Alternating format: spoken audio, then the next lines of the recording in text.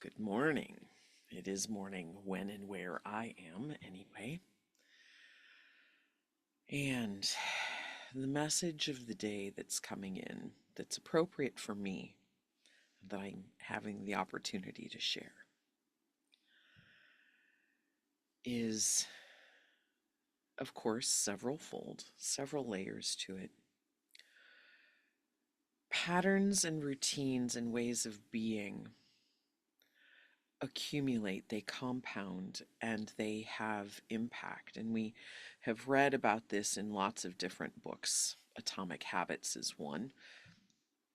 The idea that any one behavior can come to trigger or cause it's a pebble that causes a rippling effect, and it can be the case that when we choose to evaluate the routines and the patterns that we have, we realize that this thing, which is good or seems innocuous, it seems kind of unimportant, actually has other effects that are not so good for us. And what I'm hearing today is that it's time to look at patterns and behaviors and change it up. That's where I'm at personally.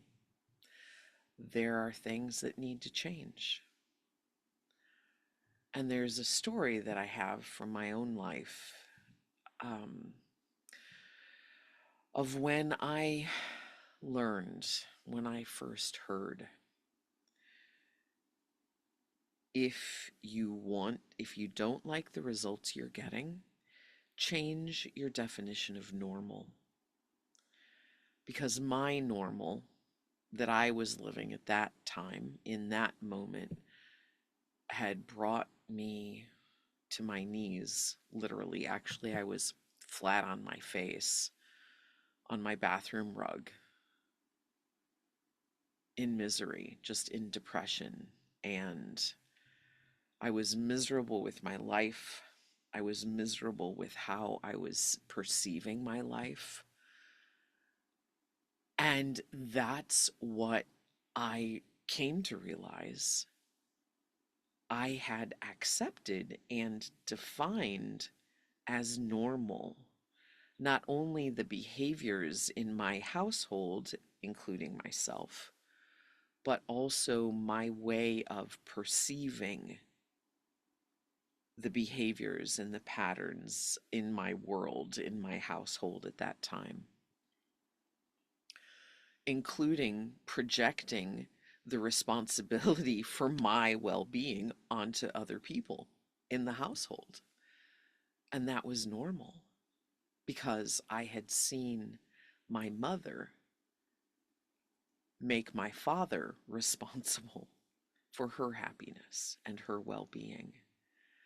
And I had seen that projection into the world, all of the world around her, as normal. And I had adopted that. I had learned that. I had embodied that. I became that. That was normal. Isn't it normal to blame everybody else or make them responsible for our happiness or unhappiness? And in that moment, I started to understand that everything that I perceived as normal, everything that was like so ingrained within me that I didn't even notice it, was having a compound impact. And it was unpleasant. And I started to understand in that moment that I could change what I believed and understood as normal. And I could choose different things and I could learn to do differently.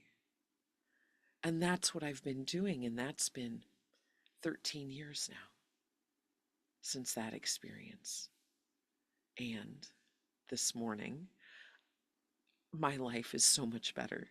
It's so much better in so many ways. And I love so much about I love my life. I love my life. I love what I've learned about normal. I love the fact that I love my life. I love the fact that I love myself. I love the fact that I am learning more and more about how to consciously create the energy around me, like this bubble, this sphere around me, that I take my love of life with me wherever I go, and whatever I experience, I get to see it through that perspective, and that changes everything. And I love that so much. And this morning, I am reminded that every pattern sends out ripple effects, and it compounds, and it has impacts that, if we're not careful, we don't see. And my body, as we all are, is aging. My body is aging, and there is no time like the present to change my behaviors and change my definition of normal, so that I can help my body and support myself in being stronger. Emotionally stronger, yes. Mentally stronger, I hope so, because there are impacts of the aging process in this physical body, and I can change my definition of normal. I can change my definition of normal in terms of my activities, the things I choose to do, the way that I choose to eat, how much I exercise, how much resistance training I do to strengthen my muscles. Because my body wants to be stronger. I want my body to be stronger and healthier, because I have a hell a lot of living yet to do. And that means I'm going to have to change my definition of normal, and I'm going to have to change it not just one day, but lots of days. And it means things like, when I go to the store, just because I see something that I really like and it's on sale, if it's on my list of foods that I know are not good for my body, I need to not buy it just because I'm saving money and it's really super cheap and I would really like to have it. But I also know my pattern that is not likely to change, that once it's in my house, I will eat it because I'm the only one here. And if it's not good for me, it's probably not good for anybody else in my household anyway, which is my puppies. So it's unfortunate, in a way, that I need to say no to myself on those things. And it doesn't mean I can never, never, never. I'm not, I have no desire to be that rigid. But like, I started giving up soda a long time ago, 30 years ago, more than 30 years ago. I started giving up soda. And it took a while, but I'm a water drinker, period. So these little patterns. And unfortunately, with food, there's so much addictive quality with that, because it's ingested, it's internal, and it triggers chemicals in the brain. So there are things that I have to be really careful of taking any of, because once I take one sip, um, it can be a downhill slide on that. But that's one thing that I know, that I need to change my patterns and my definition of normal, so that I can accumulate different results. particularly in this case, while my body is yet young enough to respond well to that. And the energy can shift within my body, and I can maximize the youth that still exists in this body, because we do, after all, change cellularly like every 7 years. All of the cells in our body are new from what they are in this moment. So, focusing on that and the becoming. What is it that could change if we let go and held on to something different? Like I'm starting to sing in the rest of my life. Just like I've started to give myself freedom to sing on camera like this and make up little sounds and put my voice to music, and finding that it changes things because it's not so predictable. And I can play with my life and my singing and my voice and my way of being. And it doesn't have to be so strict. And imagine, what if this habit became an ongoing habit in the rest of my life, giving me freedom to do and be something new every day, and changing it up and not having it have to make sense, because one of the things I'm very clear of is the melodies that I'm making up, the sounds that I'm using have no pattern among themselves. And if a composer of music were to hear what I'm singing, they would say, "Oh my God, would you please pick a key? Pick one key and at least help us hear the key changes in between. And can you please have the pattern continue to make sense somehow? Because what you're doing doesn't make sense." But that's the thing, is that there's a freedom in the pattern, because I can change it up at any time. And so I don't get set in a strict pathway of being.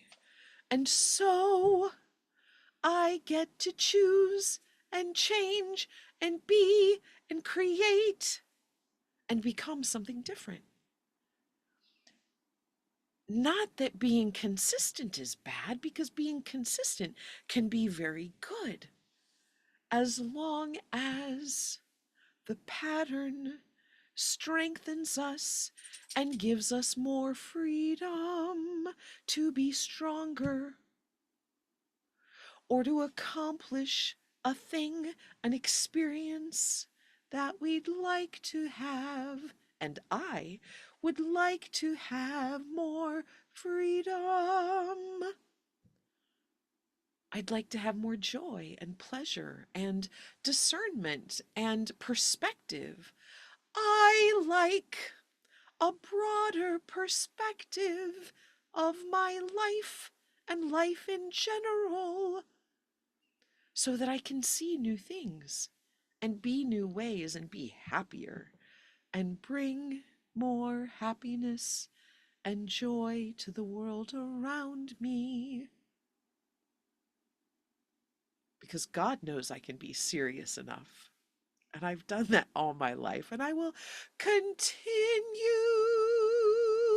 no doubt, to be a very serious person. And I love the paradox. I love the idea of having them both together, and it doesn't make sense. Because why? Why does that have to be normal? I can't change anyone else's definition of normal. but I can choose what I want my normal to be. And I can choose, I do choose, consciously or unconsciously, to absorb and adopt definitions of normal that are offered to me by the world around me. We all do. What definitions of normal? What about your way of being today is normal just because it was in the environment that you're a part of? But it isn't truth, capital T, absolutely infinitively, infinitely normal. What patterns of thinking, what patterns of responding and interacting with the world and experiences that are, well, of course, this is how things are, that you don't even think of, aren't supportive of how you would like to experience your life.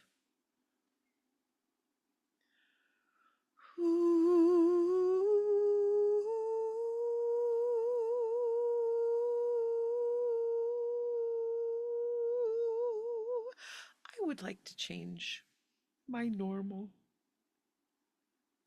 There are things about my way of living right now that I love. I love, I love. I do.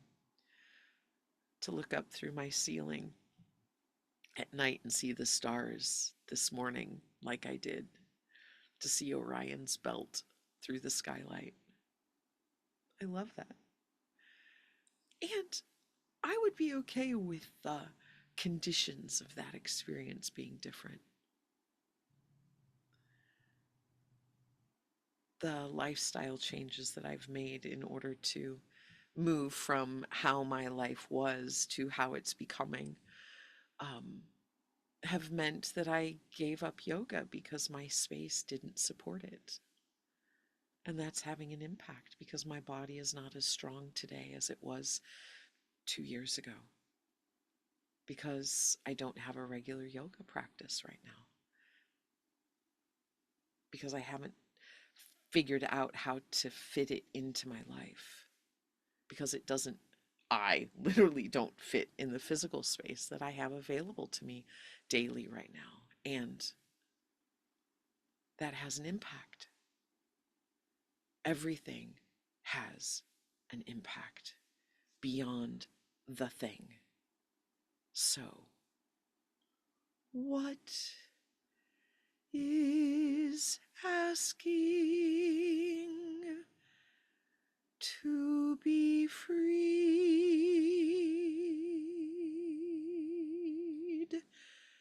and changed to become something new? How long can you hold it in something new so that it can change and you can be something new?